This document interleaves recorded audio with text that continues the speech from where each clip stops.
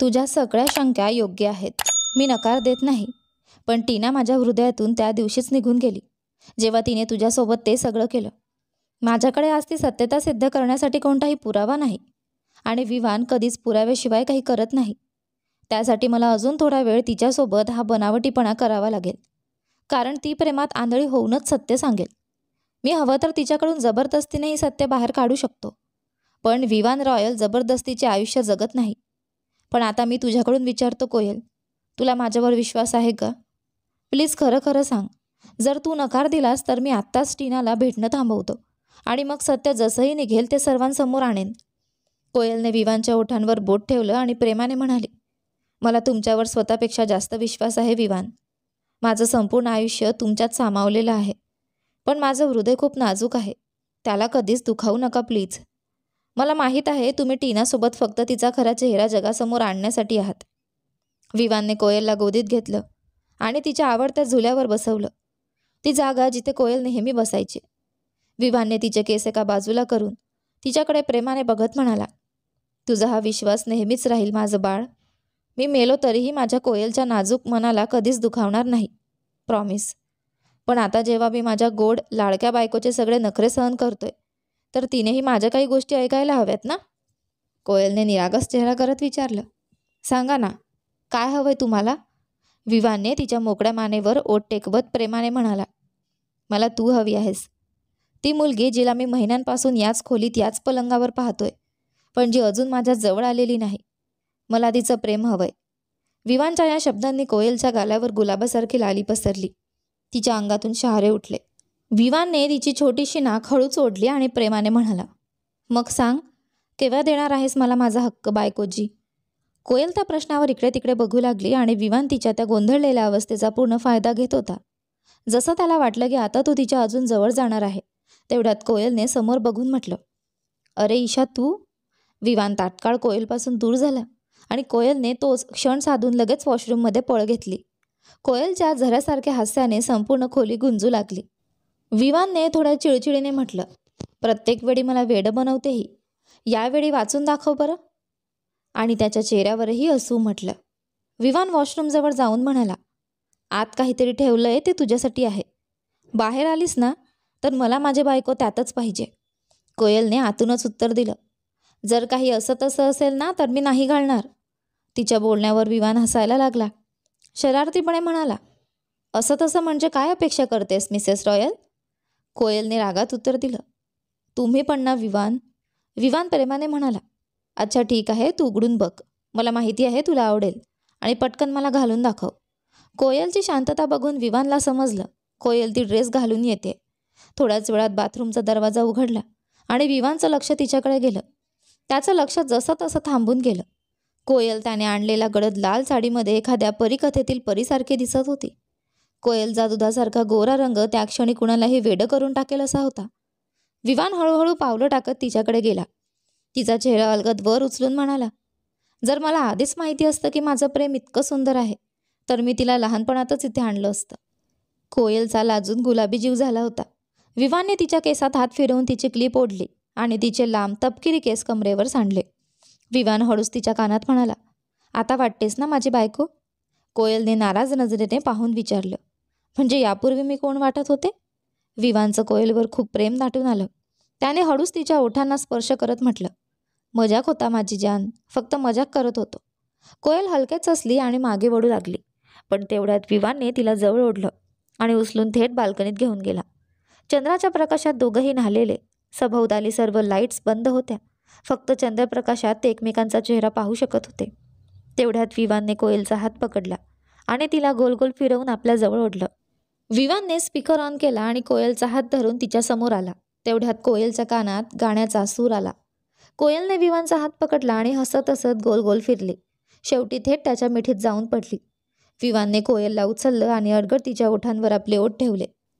चल हरवून जाऊया या वेडसरशा जीवनाच्या नशेत. हळूहळू त्याने तिला खाली उतरवलं आणि तिच्या साडीचा एक बाजूला पदर हळूच खाली सरकवला. त्या शांत हवांमध्ये, त्या सौम्य झुळुकीत दोघंही एकमेकांकडे निवांतपणे पाहत होते.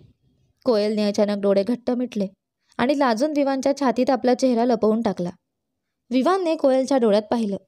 आणि तिच्या उघड्या खांद्यावर आपले ओठ टेकवले. कोयल विवानच्या स्पर्शाने तडफडली. तिची श्वास बंद झाली आणि तिने विवानच्या हातांची पकड घट्ट केली. विवानने कोयलची साडी तिच्या अंगावरून संपूर्णपणे अलग केली. कोयल फक्त डोकं खाली घालून हे सगळं घडतंय ते पाहत राहिली. विवान तिच्या जवळ आला.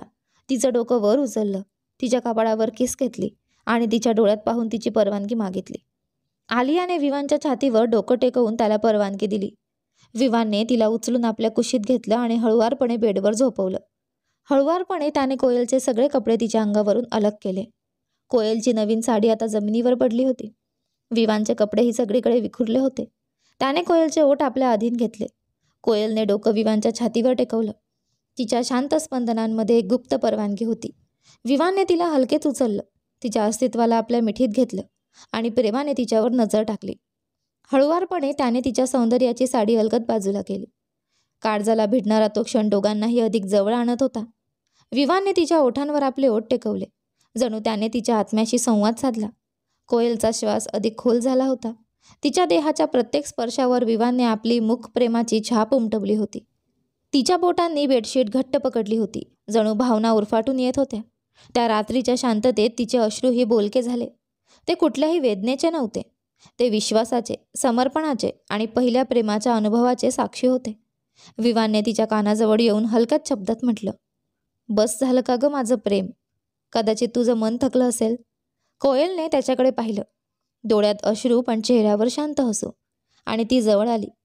त्याचे ओठ अलगद आपल्या ओठांनी स्पर्शले, जणू सांगत होती, अजून नाही. हा क्षण अमर व्हावा इतका सुंदर आहे. त्या रात्रीची हवा अगदी गूढ आणि मृदू होती, जणू संपूर्ण सृष्टीने त्या दोघांच्या एकरूपतेचं गुपित हळूच कवेत घेतलं होतं.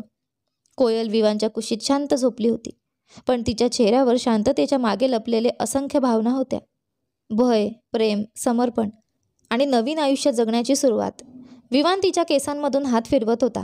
त्या प्रत्येक स्पर्शात आश्वासन होतं, मी आहे कायम तुझ्यासोबत.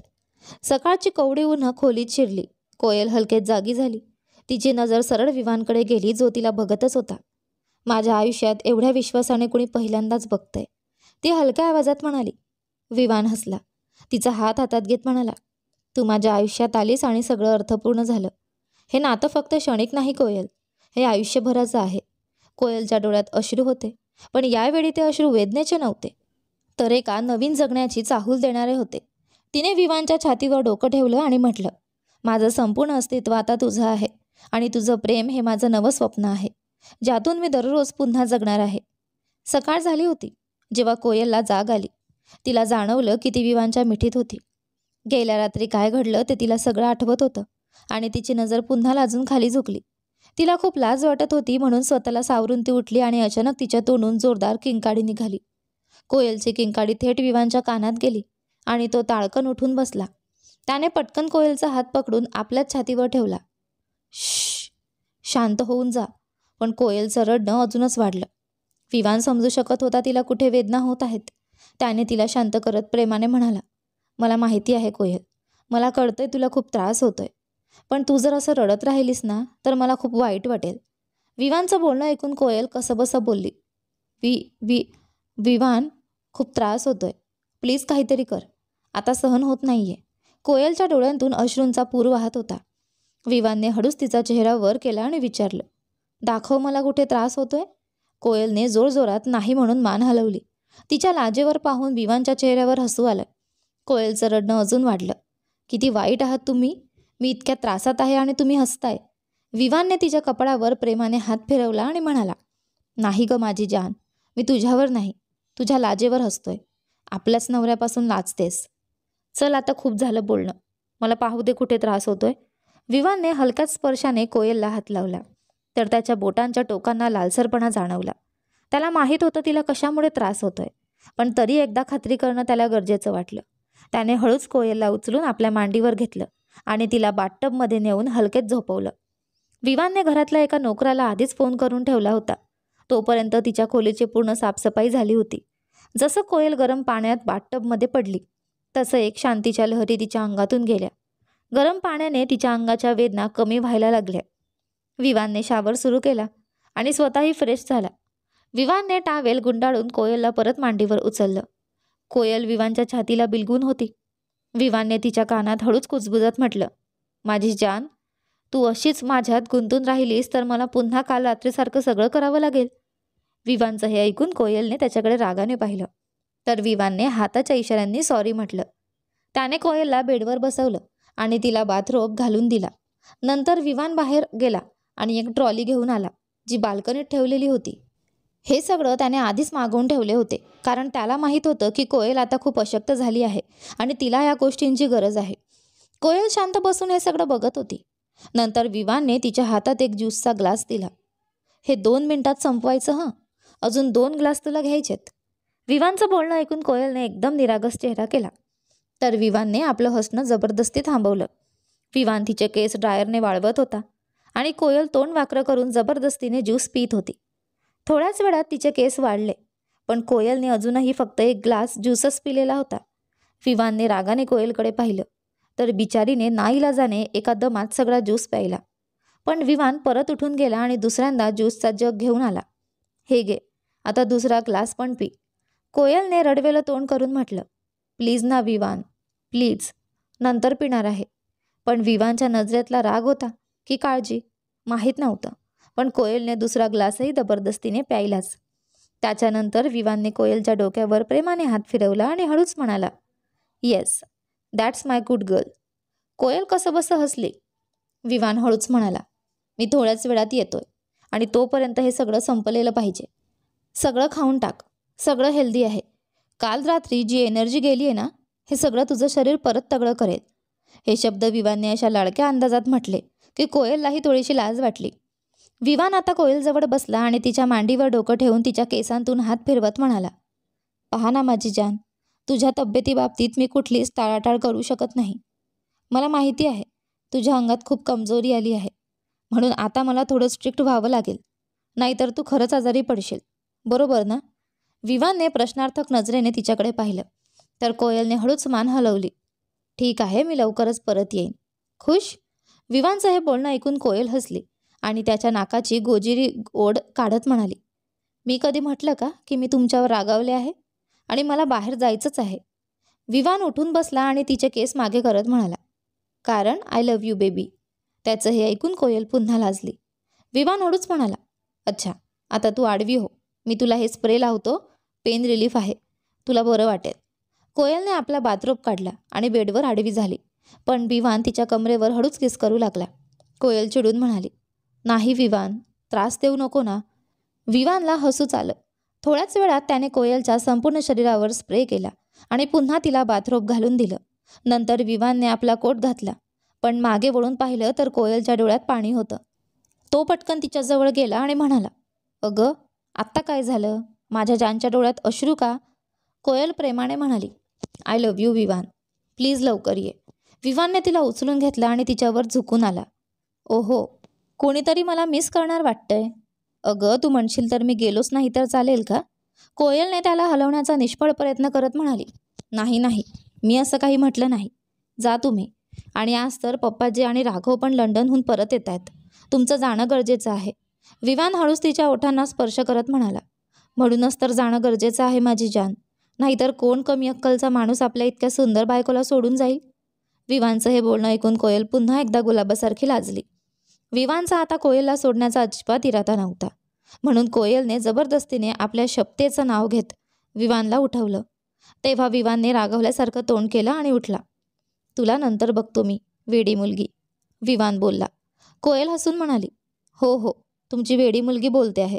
आता जरा जा, नाहीतर पप्पा इथेच येऊन पडतील. कोयलचं बोलणं ऐकून विवानने तिला पकडून गळ्यावर किस केला आणि म्हणाला, रात्री सगळं सेटल करतो तुझ्याशी माझी जान.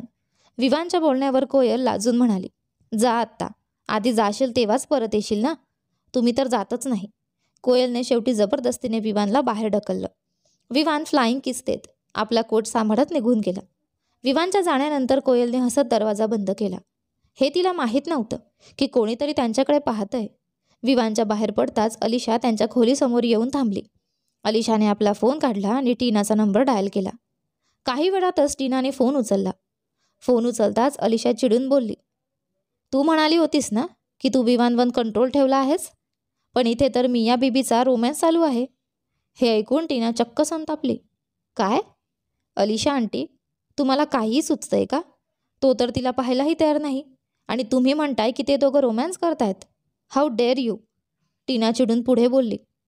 माझं ऐका, जर त्या बहनजीने विवानकडे जाण्याचा प्रयत्न केला ना, तर मी तिला सोडणार नाही. मी तिला संपवून टाकीन. टीना बोलली आणि अलिशा हसत म्हणाली, वा, आता आम्हीच वाईट झालो. मी तर फक्त तेच सांगितलं जे मी पाहिलं. त्यात माझं काय चुकलं? विवान हसत बाहेर आला आणि त्या कोयलने तर हसत दरवाजा बंद केला. हे सगळं मी फक्त तुझ्या भल्यासाठी सांगते. अलिशाच्या या शब्दांनी टीना आणखी भडकली. हे नाही होऊ देणार मी. आंटी, तुम्ही त्या कोयलवर लक्ष ठेवा. मी त्याची योग्य खबर घेते. टीना चिडलेली होती आणि तिच्या डोळ्यात चक्क रागाची आग होती. अलिशा हसत म्हणाली, हो हो बेटा, नक्की. मी आहे तुझ्यासोबत. पण टीनाने इतकंही ऐकायला वेळ दिला नाही. तिने फोनच कट केला. अलिशा हसून स्वतःशी बोलली, मी आधीच सांगितलं होतं कोयल बेटा, जर माझी निवडलेली मुलगी विवानच्या आयुष्यात रॉयल घराण्याची सून बनू शकत नाही, तर मी कोणालाच इथे सेटल होऊ देणार नाही, मग ती कोणीही असो. आता बघ, मी टीनाला कशी तुझी सौतन बनवते. अलिशा कोयलच्या खोलीकडे रागाने पाहून एक शातीर स्मित करत तिथून निघून गेली. इकडे टीनाने फोन ठेवला आणि तिच्या मागून तिच्या आईने विचारलं, काय झालं टीना डार्लिंग? एवढा राग का येतोय? टीनाने आपल्या डोळ्यांतील अश्रू पुसले आणि मग रागाने अलिशाने सांगितलेली प्रत्येक गोष्ट आईला सांगून टाकली. हे सगळं ऐकून टीनाची आई आपला चेहरा गंभीर करत म्हणाली, आणि काय माहीत, तो विवान त्या कोयलसोबत झोपलाही असेल. आई, टीना ओरडली. पण टीनाच्या आईला याचा काही फरक पडला नाही. ती बिनधास्तपणे म्हणाली, का डार्लिंग, असं का नाही होऊ शकत? आता बघ, कोयलशी तुझं कितीही वैर असो, पण ती एक सुंदर तरुण मुलगी आहे. तुला आठवतं का डॅनियल तिच्यावर किती फिदा झाला होता? आणि आता तर ती विवानची बायको आहे. दोघं एकाच खोलीत झोपतात. मग काय माहीत, कधी त्याचं मन भरकटलं असेल. आईचं बोलणं ऐकून टीना संतापली आणि तिने रागाने आपला फोन आरशावर फेकून मारला. नाही, असं होऊ शकत नाही. असं होणार नाही. मी असं होऊ देणार नाही. पण टीना शांत होईपर्यंत तिच्या आईने पुन्हा ओरडून म्हटलं, काय माहीत, आता विवान कोयलसोबत झोपलाही असेल आणि कोयल त्या घराला वारस देईल. Just shut up mom, just shut up. Tina ओरडली. तिचा संयम सुटला होता. ती रागाने उठली आणि जोरात बोलली, नाही, मी असं होऊच देणार नाही. आणि जर असं काही झालं असेल तर मी त्या कोयलच्या पोटातल्या बाळाला संपवून टाकीन. जो कोणी माझ्या आणि विवानच्या मध्ये येईल मी त्याला मारून टाकीन. मी सगळ्यांचा जीव घेईन. टीना आता वेड्यासारखी वागत होती. मॉम, तुम्ही बघा, आज रात्री मी विवानला माझा बनवणारच. आज तो माझा व्हायलाच पाहिजे आणि तो होणारच. टीना रागाने बोलून तिथून निघून गेली. कोयल तयार होऊन खाली आली तेव्हा मंगल काका शाल पटके मांडून बसले होते. मंगल काका हे फार मोठे फॅशन डिझायनर होते, जे रॉयल कुटुंबासाठी अनेक वर्षांपासून खास काम करत होते. खानदानी शाल, सुंदर व महागड्या साड्या रॉयल्स नेहमी मंगल काकांकडूनच घेत असत. कोयल खाली येताच लेखाजी प्रेमाने म्हणाल्या, ये बेटा कोयल, इथे बस. हे बघ, मंगल काकांना भेट. हे आमचे जुने आणि विश्वासू माणूस आहेत. तुझ्या लग्नात सुद्धा खूप सुंदर आणि महागड्या साड्या यांनीच डिझाईन केल्या होत्या. कोयलने नम्रपणे लेखाजी आणि मंगल काकांना नमस्कार केला. यानंतर पुढे काय झाले ते पहा आपल्या कथेच्या पुढच्या भागामध्ये. तोपर्यंत आजचे दोन्ही भाग तुम्हाला कसे वाटले कमेंट करून नक्की सांगा. तुम्हाला कथा आवडली असेल तर व्हिडिओला लाईक करा. तुम्ही चॅनलवर नवीन असाल तर सबस्क्राईब करा. आणि हो, नोटिफिकेशन बेल नक्की दाबा, जेणेकरून येणाऱ्या पुढील व्हिडिओची अपडेट तुम्हाला सर्वात आधी मिळेल. धन्यवाद.